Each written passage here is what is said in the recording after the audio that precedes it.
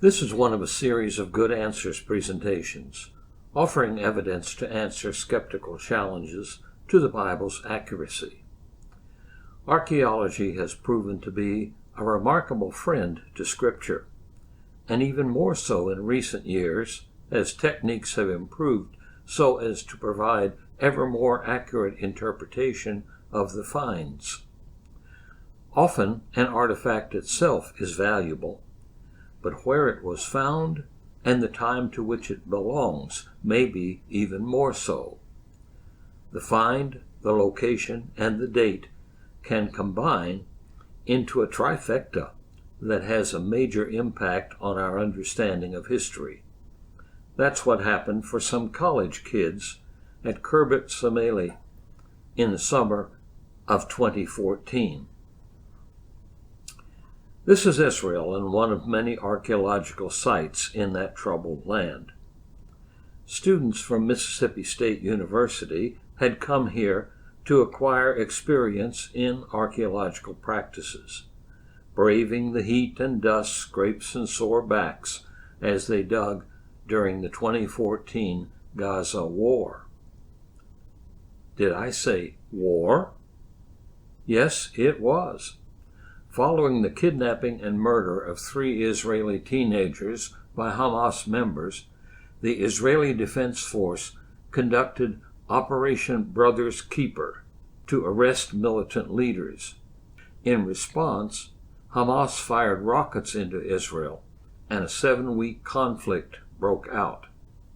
The Israelis' airstrikes and ground bombardment, the Palestinian rocket attacks, and the ground fighting resulted in the death of thousands of people. And in the midst of it, the kids just kept digging. Here's what the Mississippi State Office of Public Affairs had to say about it. Quote, "The MSU team continued to work while Israeli tanks and troops streamed toward the Gaza Strip, and missiles landed in parts of Israel and Gaza. The booms of their explosions formed the soundtrack to the team's daily work." End quote.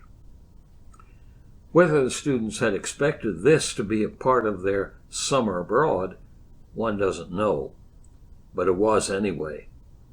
All they had to do was look up on any given day.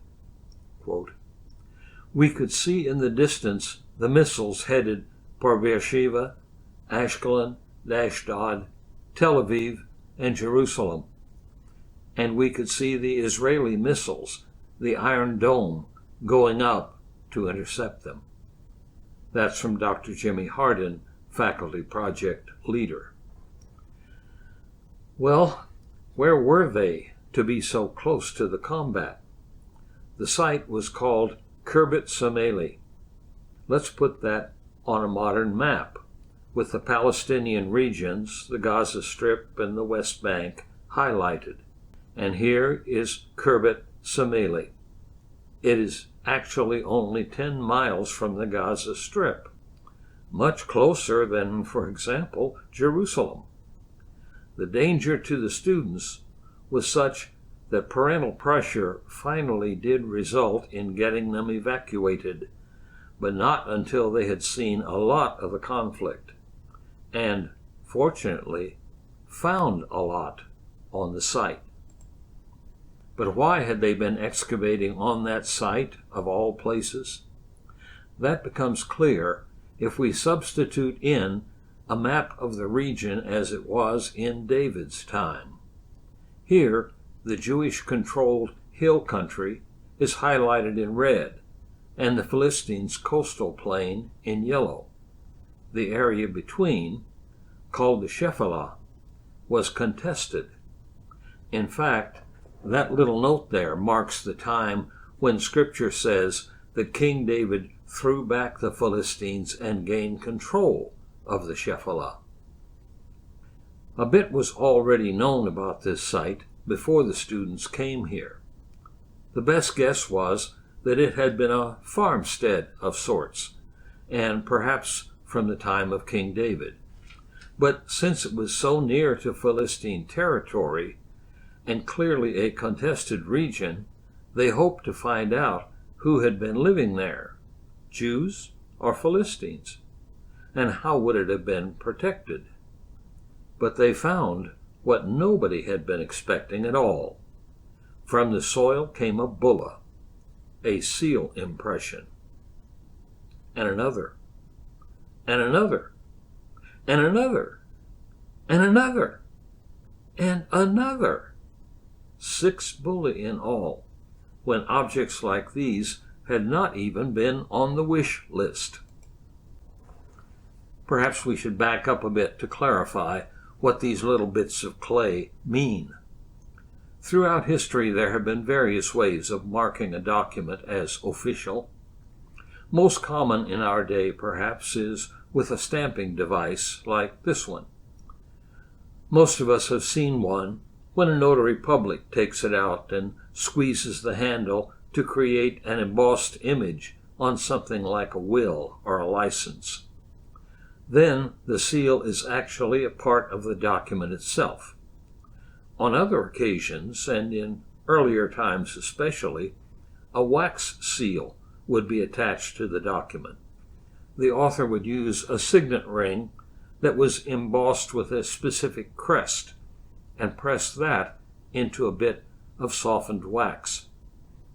And we may know from church history the idea of the papal bull.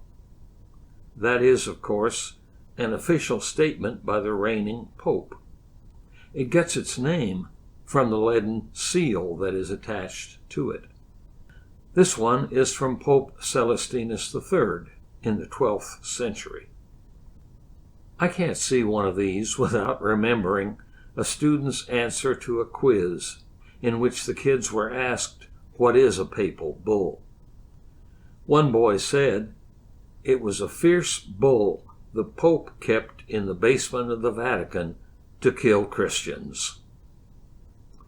Oh well. But notice that the papal document gets its name from that lead seal that is attached to it. That's the actual bull, or rather, bulla, the seal. And that brings us back to ancient bullae. Those were of clay, impressed with a signet ring when the soft clay was over the knot that secured the rolled document. Although most signet rings themselves have disappeared over the centuries, perhaps melted down, the clay impressions they made still turn up in archaeological digs occasionally. They're valuable because they often help with dating. For example, we have a few marked with the name of King Hezekiah of Judah from the 8th century BC. Well, the bulla from Khirbet Sumeli caused quite a sensation. Science Daily for December 16th, 2014, carried the first news of those bullae and the dates from which they came.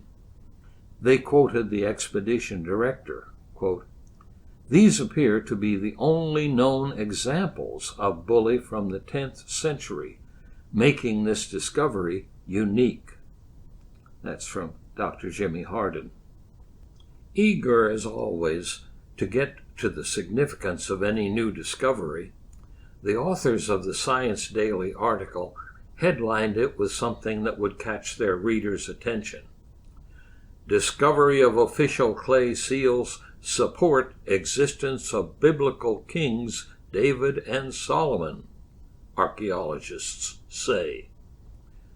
Now that, as we will see shortly, was claiming something very big and very controversial from 6 little pieces of clay.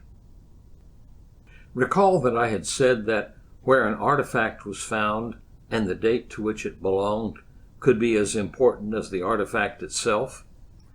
That's what we see here. These little clay seal impressions do not stand alone. First, there's the dating. You have to get that right, and there are several methods that, taken together, permit you to do it with some confidence. For this task, the project brought in Professor Jeff Blakely of the University of Wisconsin-Madison. Having studied this region for some 40 years, he's a recognized expert. And here is how he explained his finding. Quote, "Our dates for the Bullae are based on multiple types of evidence we combined to determine a general 10th century BC date," Blakely said. He went on to provide details. First, there is the style of the Bullae themselves. Styles for these seals change over the years, and that gives us an age range. Then, some Egyptian scarabs were found at the site, and the dates to which they belong are easily determined. Pottery styles also change with the times, so shards of pottery contribute to the evidence as well. Archaeologists also must pay close attention to the layer or stratum in which something is found, as that can be crucial to dating. Moreover, an Egyptian amulet was found at the site, providing more help with the date.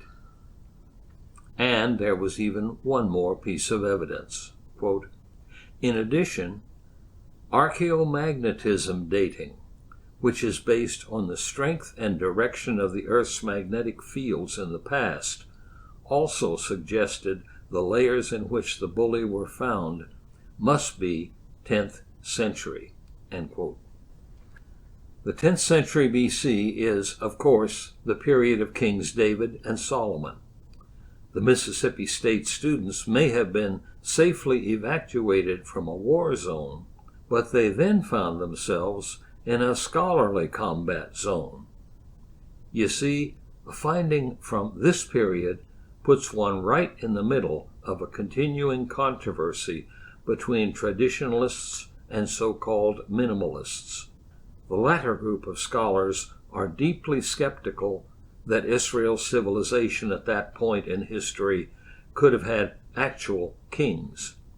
David, if he existed, they would say, would not have been what we'd call a king, rather a tribal chieftain, perhaps with a few hundred followers. His rule would have been basically through force and intimidation, not through a genuine governmental structure. And he would hardly have ruled over much more than the immediate area of Jerusalem, certainly not all Israel. Not at all, then, like the David of the Bible account. 10th century Bullae, therefore, will be hard for the minimalists to explain. And then there's the location. In the 10th century, this region, the Shephelah, was a borderland contested between Jews and Philistines. Knowing who lived there, how they were defended, and what kind of life they had can be of great significance for our understanding of the extent of David's kingdom. Well, the occupants of Khirbet Semele were Jews, and the site did not seem to be heavily defended. That tells us quite a bit. Bullae means scribes and official correspondence. The 10th century BC puts us in David's time, and the location gives us Jews out on the border of Philistia. Could those Mississippi State kids have given us a possible trifecta? Dr. Hardin seems to believe that it is. Quote, "Some text scholars and archaeologists have dismissed the historic reliability of the biblical text surrounding Kings David and Solomon. The fact that these Bullae came off of sealed written documents shows that this site, located out on the periphery of pretty much everything, is integrated at a level far beyond subsistence. You have either political or administrative activities going on at a level well beyond those typical of a rural farmstead. Individually, these things, artifacts, date, location, may mean little, but combined they speak out loud and clear. We have something like a regional administrative center out here. on the border of Philistia. It involved scribes and official documents, corresponding with and reporting to whom? Only one good answer to that: a king in Jerusalem. If you have questions about this lecture or any of the others in the Good Answers series, you may direct them to me, Dr. Jerry C. 4 at yahoo.com.